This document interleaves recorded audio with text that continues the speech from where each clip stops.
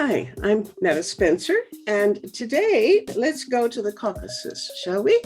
The Caucasus is a vague combination of countries around Georgia and Azerbaijan and Armenia and a bunch of other regions.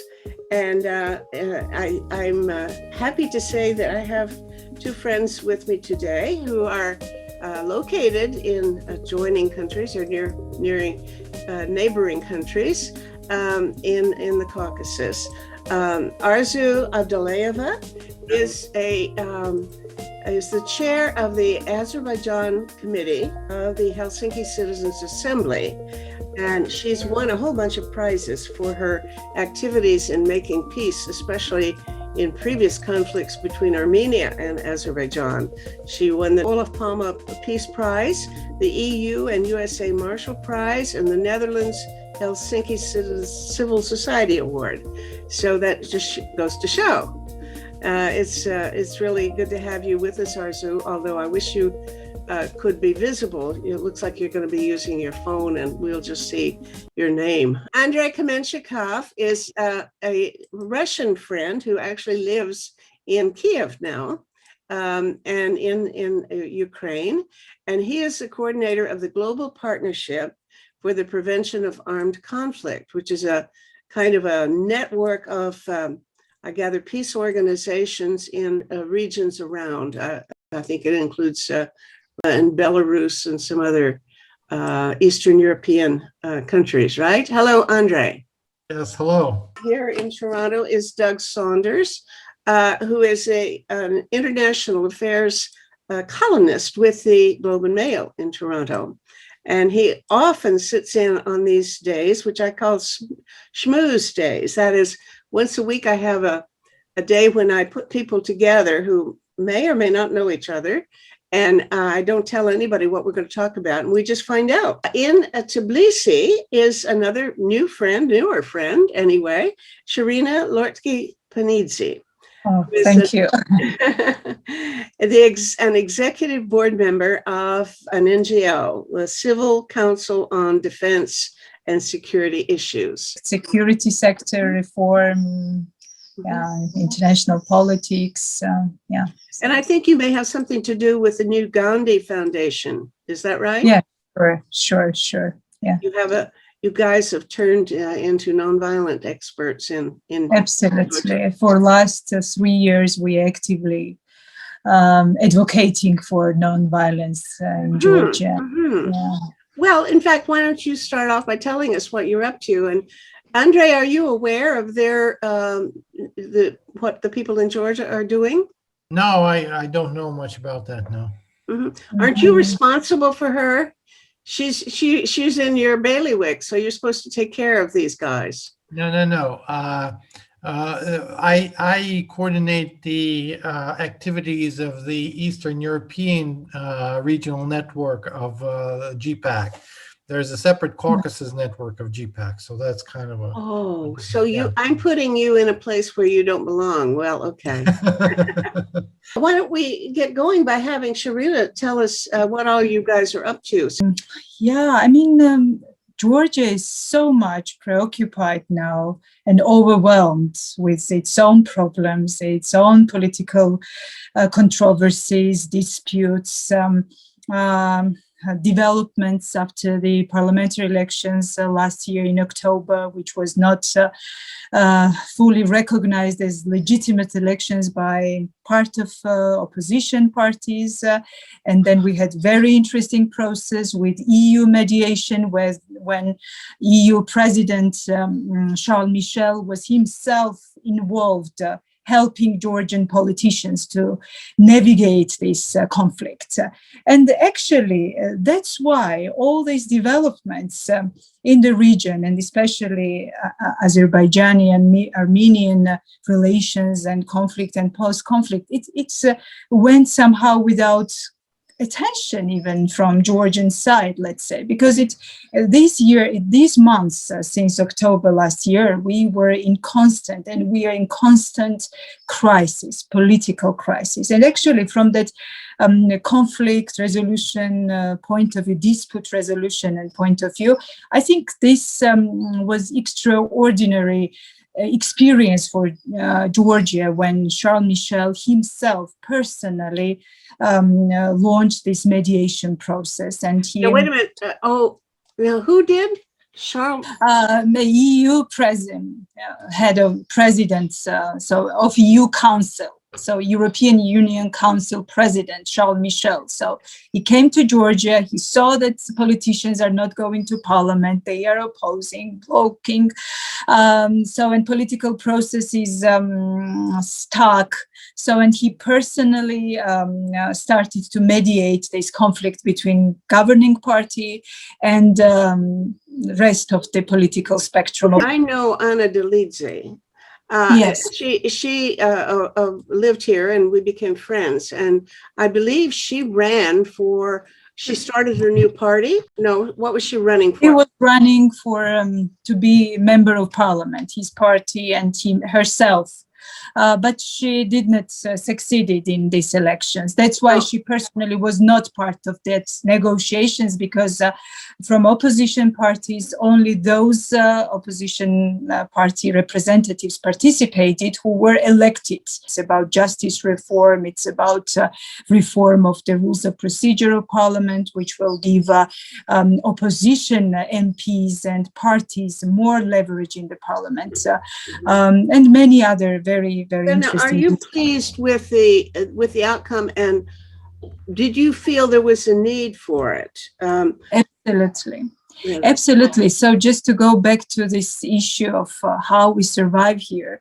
So, I mean, that it was the first time, I think, between majority party, not this majority, but in this for last 3 decades after the independence of Georgia, that political parties really discussed something via negotiations, and it was first experience of mediating something. I mean, these new terms and terminology came into our political and discussions, like something about mediation and somebody who is helping parties to overcome some controversial issues in this negotiation process. I think that was really very interesting and important process, because it ended with signing this document, with opposition party members entering the parliament.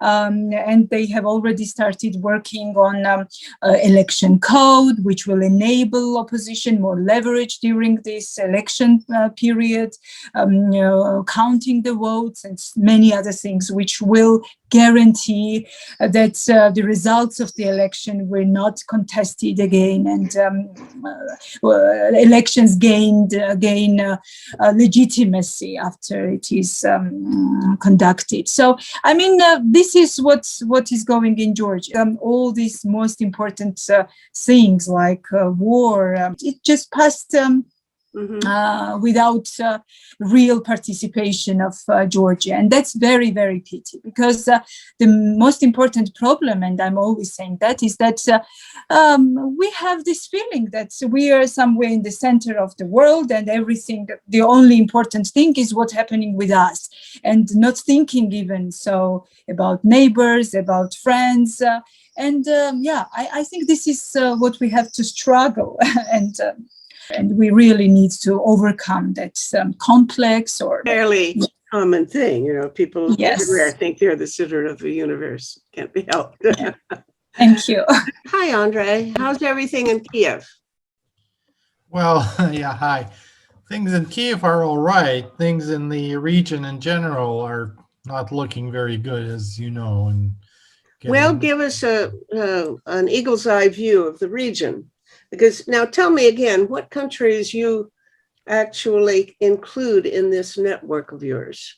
Well, it's, this is a informal network, so it's not like, I mean, we include, yes, Ukraine, obviously, Belarus, Moldova. We have organization in Lithuania. We have organization in Bulgaria and in Romania, and we have organizations from Russia, but a few, but again, Russia, due to its extent, geography, they're groups in different parts of the GPAC network, starting with the Northeast Asia network that also includes people, from the far east of Russia. So, it's not like, Russia is part of NGOs from Russia are part of different parts of different regional networks that are all parts of GPAC. We're an informal network of nonprofit organizations. So obviously different groups that, can participate if they actually work on issues that matter for the region. Basically, the region, I would say it's, I get a feeling that, it's like a new Iron Curtain situation creating where, there's this division between Russia and Belarus on one side and other countries of the region on the other. And of course, this is not I mean, it's not in an old sense because, it reflects the positions of the elite. Is this a love marriage or an arranged marriage between Putin and Lukashenko?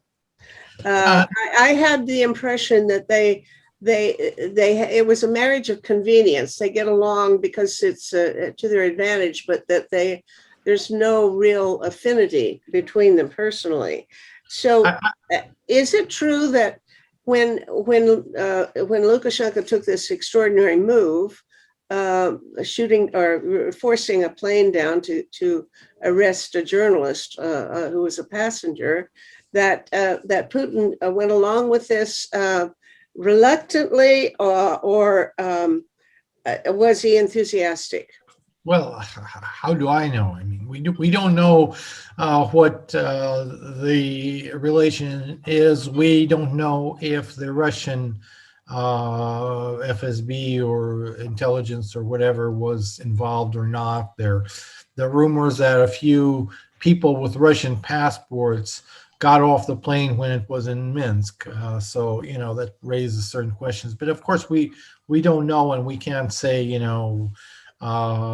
definitely in terms of the, I would say this is a marriage of inconvenience because it's, it's two leaders. You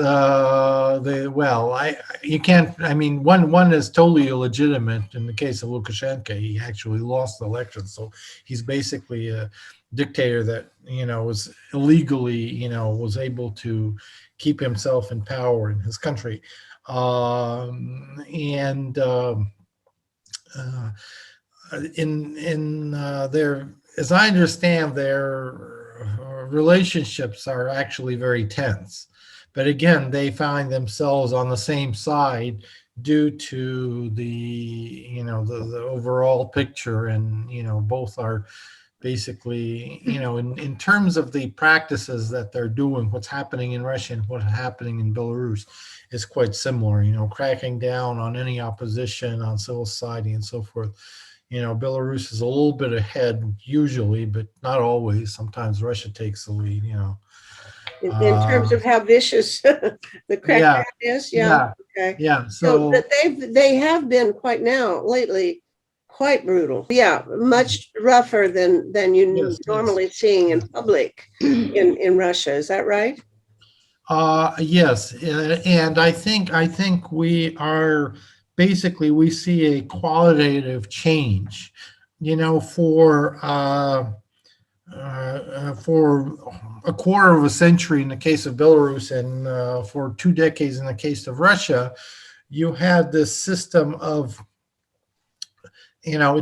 obviously both countries developed into a strong authoritarian type of government, but nonetheless, there was a certain level of legitimacy, there was a certain level of popular support, and both countries, Russia maybe a little more, due to its various interests, tried to maintain on the surface a this visibility of, some kind of democratic procedures, and so forth. And lately, both countries have moved away. I mean, it's basically a transformation from a kind of authoritarian system into outright dictatorship, really, in both cases. It's in the case of Russia, it's a little different because Putin, I mean, de facto, he does have a certain level of legitimacy. He is the elected leader, even though, you can question how free and fair were these elections, but nonetheless, I think, it's clear that, unlike Lukashenko, who's simply illegally in power today. So, but the countries are moving very clearly in the same direction, and even though their leaders don't seem to get along on many matters, and obviously, I mean, Putin wants basically integration of Belarus in one or another way, maybe not formal, I mean, keep your flag and stuff like that, but basically a real political and economic integration where, there would be one customs system, one military, basically, and so forth. And obviously for Lukashenko, this is not something that he's interested in because, then what's his role then? Then he loses his position, as the the sole dictator of his own country. So that's a very serious, difference in their position. But then they find themselves on the same side when it comes to, the way that the countries develop and their internal politics develop. Could I pop in and expand a little bit on this question of Russia's role in the region, since we conveniently have a set of guests here around the Black and Caspian Seas who are all in capitals that have had interesting relations with Russia in recent years. And I don't know if Arzu is connected enough to answer this now, but I mean, let's start with Sharina. It's 13 years since the Russian-Georgian war. What role does pro or anti-Russian factions and politics play in the current political difficulties? How much is that still a factor dividing parties and factions in trying to establish a government and that sort of thing? Yeah, thank you for that question, because it's really very interesting. So on the one hand, we have in our constitution written that Euro-Atlantic orientation or integration is some kind of our desire, or we are aspiring there.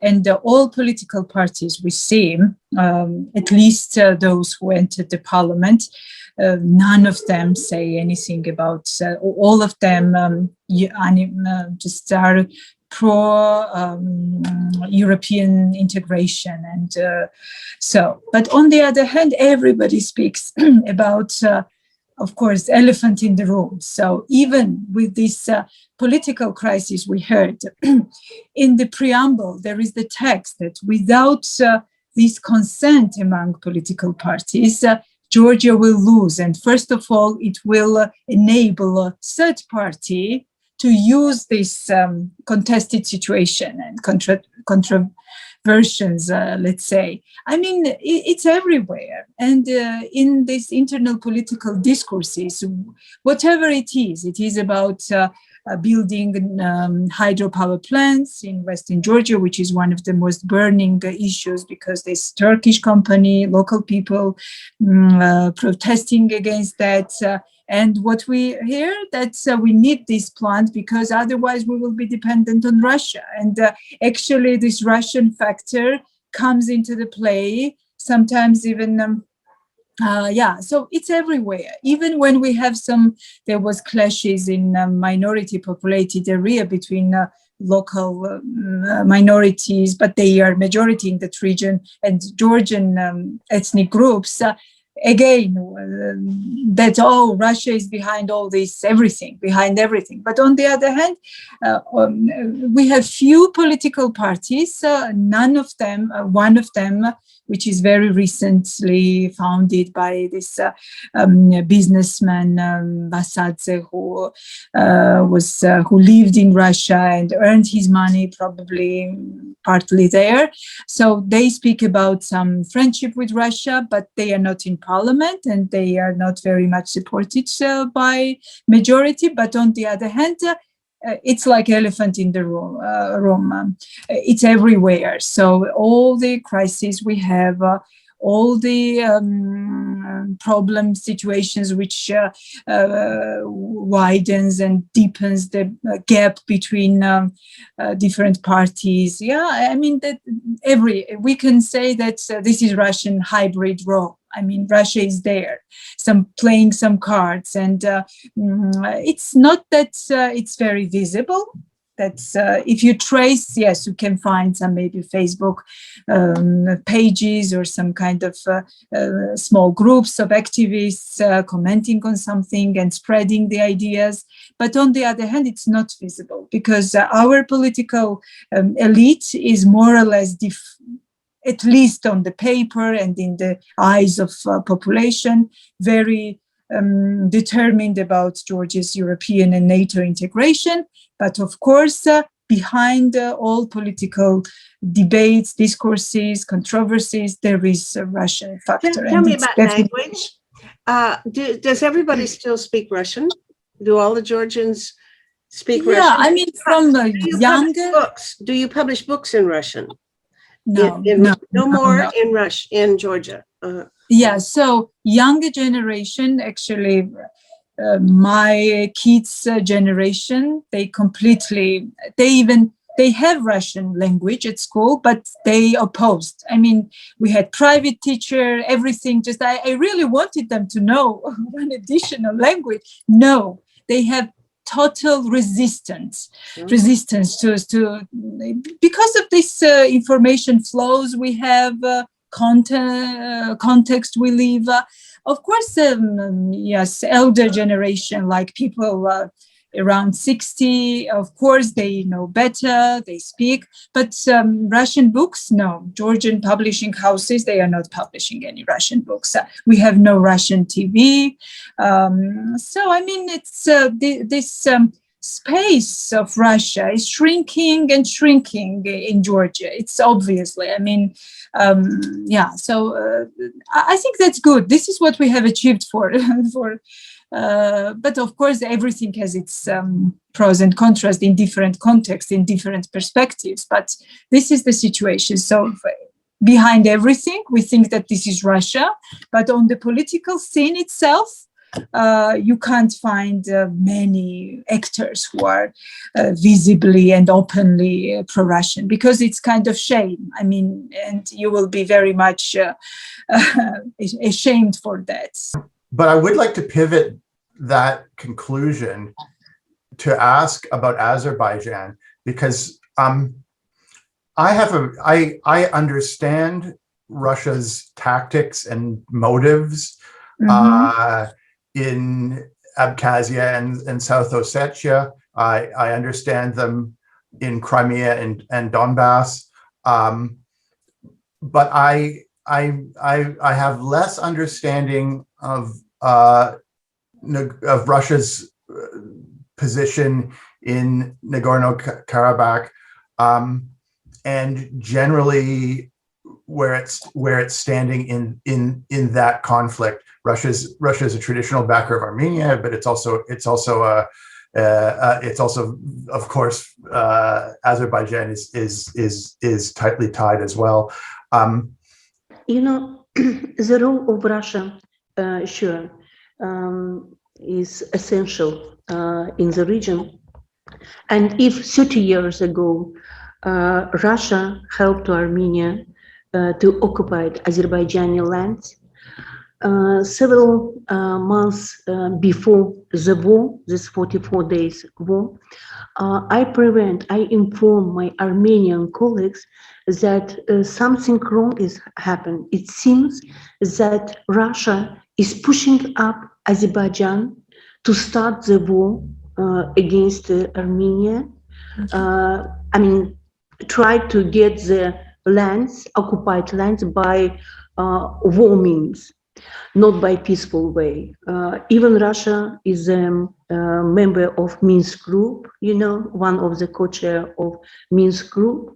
But Russia's role to push to war was always. And what has happened during 44 days, it was that Russia did not interfere, didn't support Armenia, and they are allies with each other. And Armenia is a member of this treaty about military support. Russia didn't do anything for Armenia. And I cannot say that Russia is doing something for Azerbaijan, but it is, but Russia was out of the process to help to Armenia and watch outside. Turkey was very supportive, but frankly, absolutely sincere, say that Turkey didn't participate, Turkish militaries didn't participate in the battles, but Turkey politically stated that we will support Azerbaijan. Azerbaijan is our brother state, so we will be behind of Azerbaijan anyway. But didn't Turkey supply a lot of the military equipment for the Azerbaijan troops? Yes, and even military instructions were in Azerbaijan. And many years before, Azerbaijani militaries they studied in Turkey. Our pilots studied in Turkey, and Turkish instructions pilot come to Azerbaijan, treat them. So it's truth, but I speak about the battles, and then in battles, Azerbaijanis, because no any serviceman, I mean, very often we hear that on Azerbaijan side, there were foreigners which were as militaries were in Azerbaijan side, but we didn't find. I am as a human rights defender, as peace activist, we try to investigate this issue, but frankly, we didn't find even any. We saw some pictures, video from Armenian side, but when we checked it, it was not real pictures. It was as kind of small spectacular performance. But what I want to say, I mean, about the Russia role, Russia's peacekeepers, they located in Azerbaijan territory, but on Nagorno-Karabakh. From one hand, maybe it is good for safety the Armenians in Nagorno-Karabakh.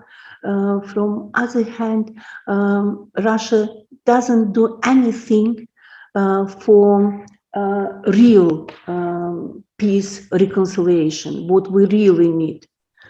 And even we see some attempt Russians to push Azerbaijan. For example, now it is not the time, but because of the euphoria of victory of Azerbaijan, Azerbaijan start the process of delimitation and demarcation which is not in time, as I think, but we see that Russia is very interesting.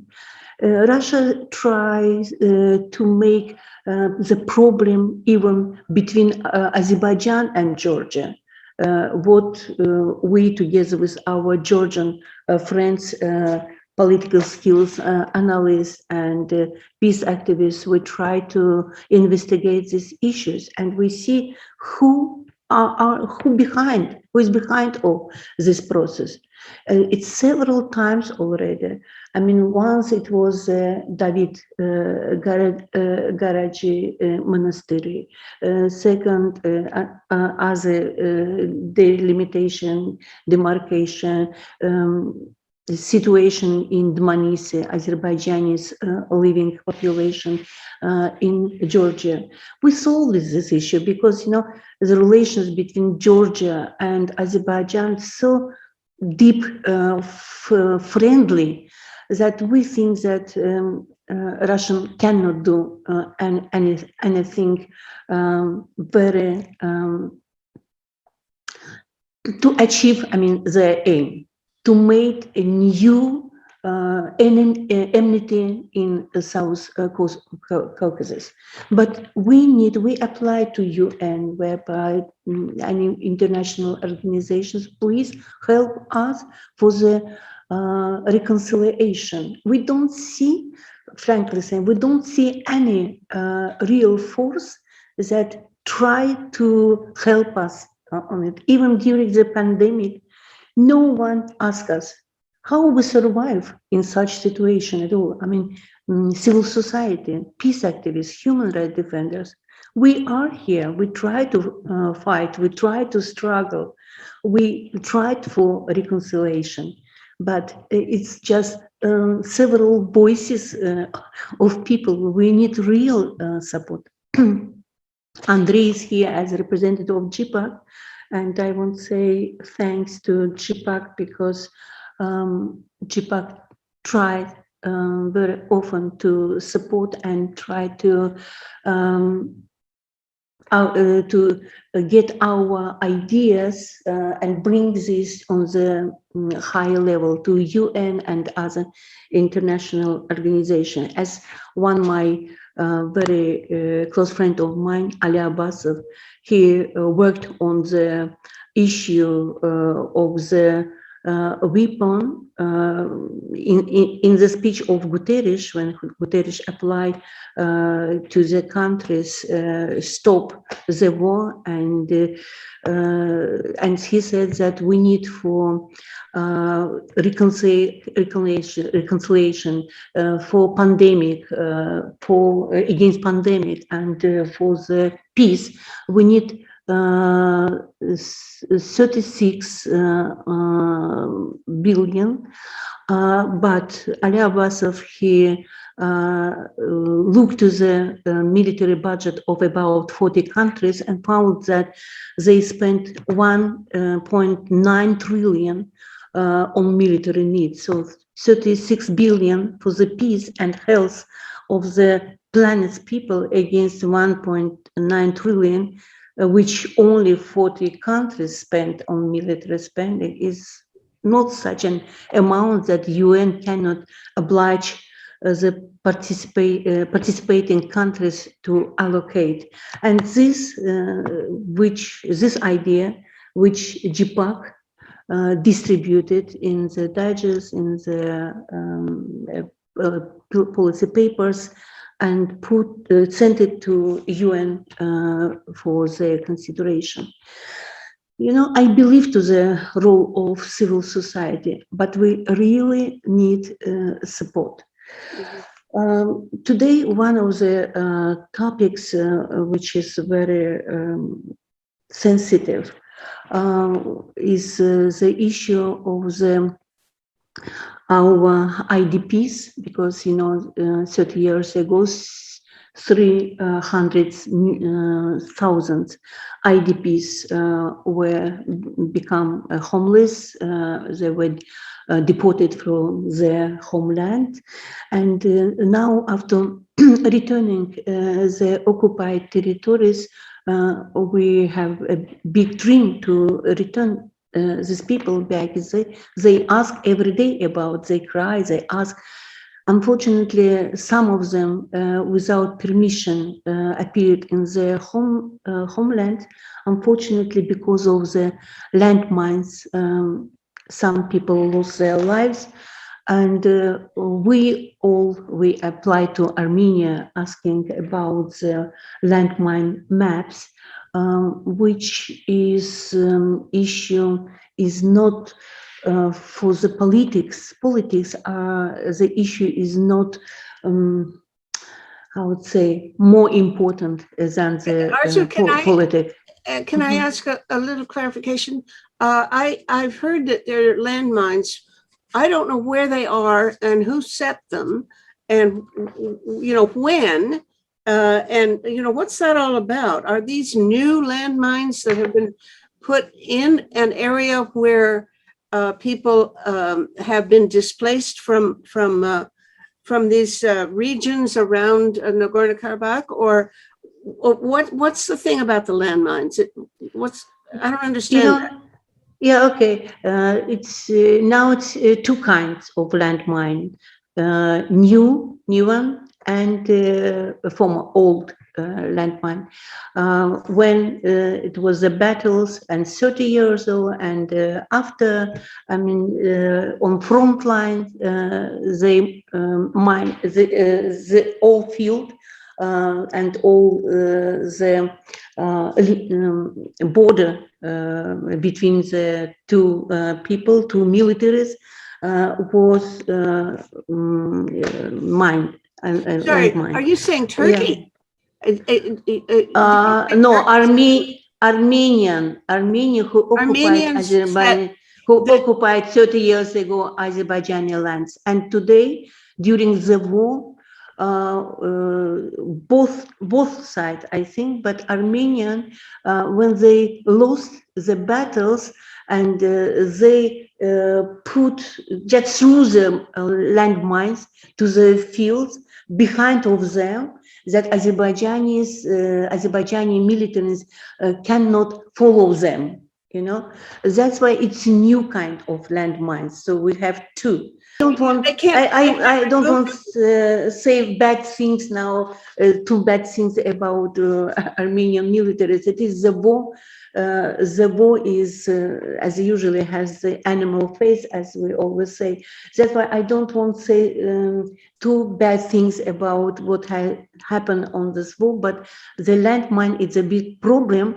And today it is a subject of negotiation, because Armenian side asked Azerbaijani side to release Armenian militaries which are not known on Azerbaijan side as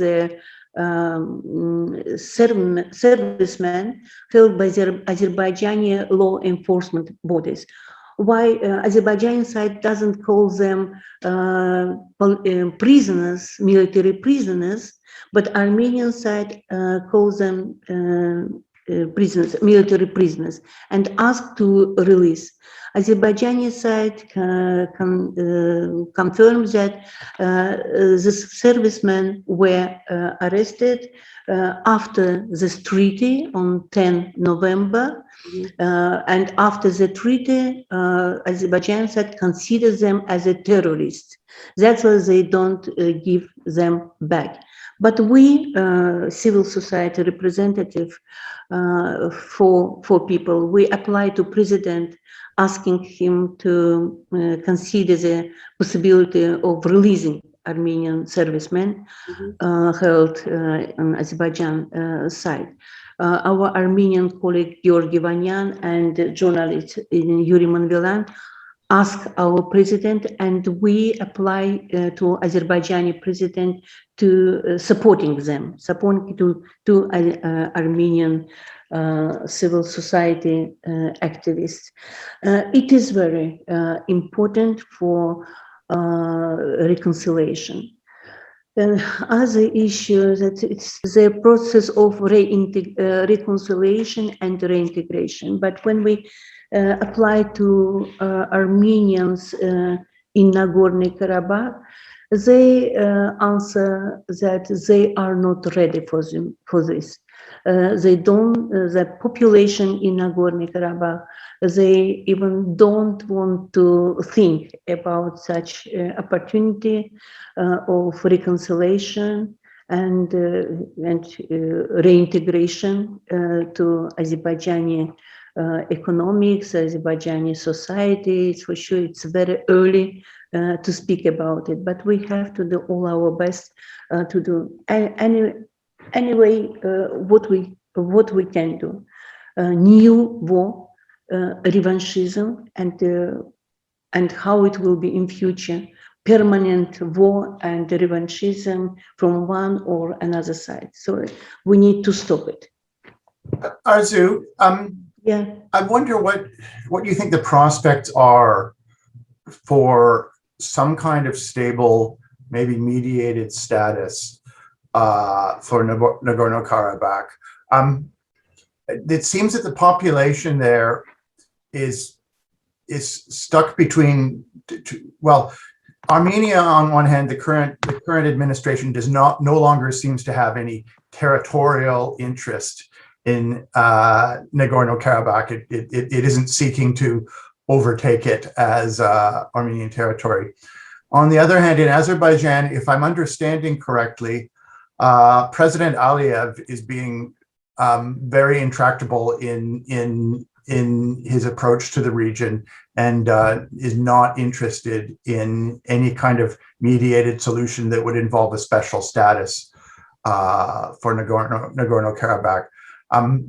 So you have an interesting situation where you have two countries that aren't willing to budge on this. So there can be a ceasefire, as far as I can see. But what would it take to move beyond a simple ceasefire into some kind of something leading to an agreement on the status of Nagorno-Karabakh?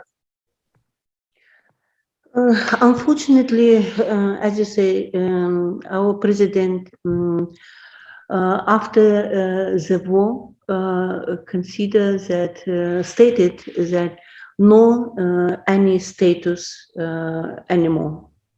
Before the war, during the Minsk Group negotiation, Madrid Principle negotiations, and on civil society, there were a lot of suggestions and models that would be possible to use. But all those models were denied. Even we worked on Åland Island between Finnish and Swedish, Sweden and Finland. Åland Island in Baltic Sea. So this model we consider as one of the best. Even we, during discussion with our Armenian colleagues, we spoke about not vertical relations, but diagonal relations with Baku and Nagorno-Karabakh. Unfortunately, we didn't achieve the agreement from them. Some of Armenian civil society, yes, as Georgi Vanyan, and he was leading the Tekali process. Tekali, which located in Georgia, and 100 people from Boundary Place and civil society activists met in Georgia in the place of Azerbaijani living population located in Georgia and on the border with Armenia. And we discussed there Åland Island and possibility of reconciliation. Those people were agreed, but it was not transferred to the state. And before the war, maybe 2 months, 2-3 months before the war, Armenia stated that Armenia denied to participate in negotiation on Madrid Principle.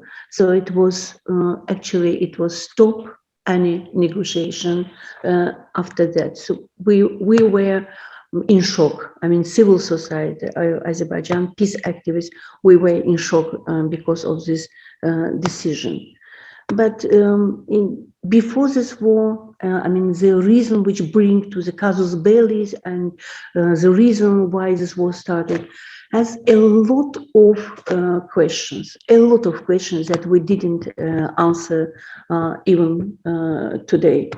But I hope there is a hope, and we promise to Armenian some privileges, some maybe interesting achievement if it would be possible, the reconciliation. Free tax, for example, in this region. So, I mean, yeah, there is something that we can speak to Armenian, from Armenia and Armenian in Nagorno-Karabakh. And sure that one of the most important is security issues, that we should combine our efforts for this. Armenian, Azerbaijanis, Georgian. We cannot do anything without our Georgian friends and supporters. Georgia always supported us for reconciliation. Can I ask what has gone on in Armenia? I don't know who wants to answer that, but I believe there was, I can't ever remember people's names, but the prime minister or president was a Gandhian, sort of. And I know he was in trouble after the war. They thought he hadn't taken quite the right position. Has he, I believe he's been forced out, but I don't know. What has happened inside Armenia lately, politically? What I know and I can tell you is that in July, I think there is parliamentary elections. It was not planned, so Pashinyan had to announce parliamentary elections, and he resigned. And actually, there was a big protest against him after he signed the ceasefire agreement in Moscow. And actually, even there was a big violent attack in the parliament of Armenia, and some opposition members and even his supporters, they also protested Armenian defeat in this war. So actually, this Pashinyan is a very interesting guy himself, because he's from this peace, non-violent movement. He was a big supporter of these Gandhi ideas, and even before the virus started, he hosted this peace marching from India by Iran, Armenia, and actually that was, and for me, one of the main surprises was that Armenia entered this war because this government, at least at some point, I mean, himself, Pashinyan, was not pro-war person. But here again, so he's in minority. He's definitely, I think, in minority in Armenia.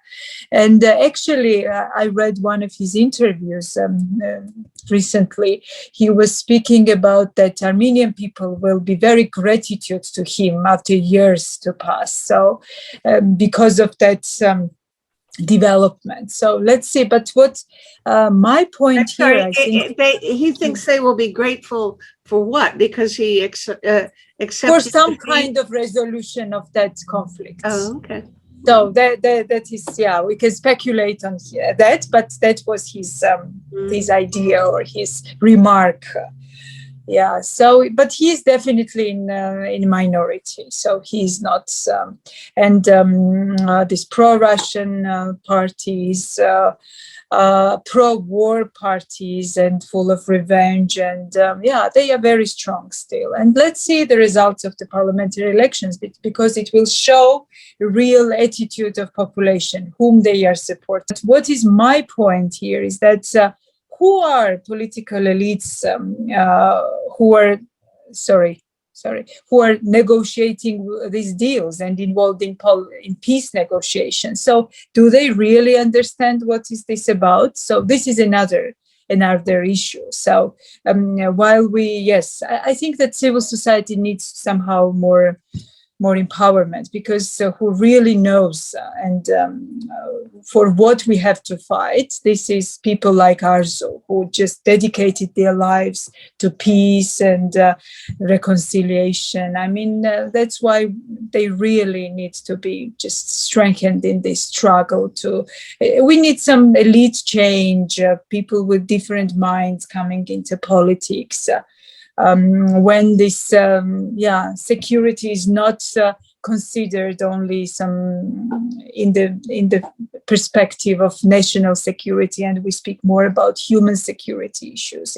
Individuals matter. I think these are the values we still don't see how they are working on the level of policymakers and decision makers. So this is the problem. I agree with Shorena that I think that he had a great chance, because people start to understand the situation, start to understand that he really he helped to Nagorno-Karabakh, and he stopped in time. Otherwise, and maybe Nagorno-Karabakh would be taken back by Azerbaijani forces, and other things. That between them there is a saying that they hope that Armenia will finally abandon its obsession with Karabakh and start its own life, because the conflict that lasted for 30 years prevented progress and impeded the development and prosperity of Armenia. And so they full of it. They full of it, and they think that they have to stop, and Armenia has chance to join to regional economical projects. And the corridors that we speak about that can join Turkey, Armenia, Iran, Russia, Azerbaijan, and Georgia will get some advantage for this. We check it with, discuss this with economics, so they are sure that all three countries of South Caucasus can get the advantage and prosperity from security and economical projects in the region. So that's, and the other things that other candidates, first of all, Robert Kacharyan, former president of Armenia, he considered as person who killed civil society activists during March 2002, if I'm correct, during the rally against all the results of the elections. And they shooted their own people, and 11 people were died. So people remember this very much. And from other hand, some newspapers and some people shared the information about the great corruption. This simple guy from Nagorno-Karabakh, he is a billionaire today. He has his own business in India, which can consider 3-4 billion. So thank you. Hello. Thank you for that detailed response, Arzu. And Andrei, do you have anything to add before we go away? Well, I actually had a question to Arzu. If she feels that maybe after some time, after this, right now there's this victory euphoria, that people in this situation, it's probably very difficult to speak about anything that might be seen as a concession to another side. But if she feels that maybe in some time it would be more possible to speak about some kind of status for the Armenians that are living in the Karabakh, and some kind of arrangement that would be, decent for the population there. Quickly, Arzu, we want a yes or no answer.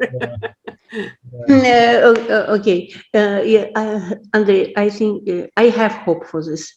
So some civil society activists, I mean, we discuss this opportunity, this possibility for the form of status for Nagorno-Karabakh.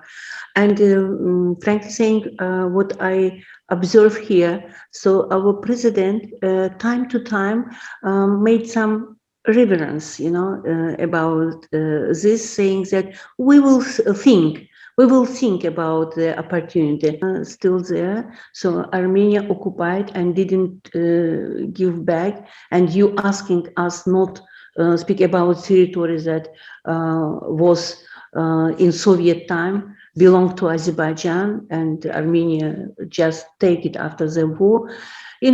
Very difficult to say when you don't have enough argues. And I understand that the moral situation in Armenian society on such a level that they cannot say openly what they are thinking. Thank you so much, all of you. This has been fascinating and disturbing. My because pleasure. It doesn't sound like we have a whole lot of progress, but we will keep our fingers crossed. At least maybe we're turning the corner with the pandemic, and maybe things will brighten up after that. Thank you all very, very much. I hope to see you again soon. Okay? Mhm. Bye. Thank you very much, Meta. Bye. Thank you to organize.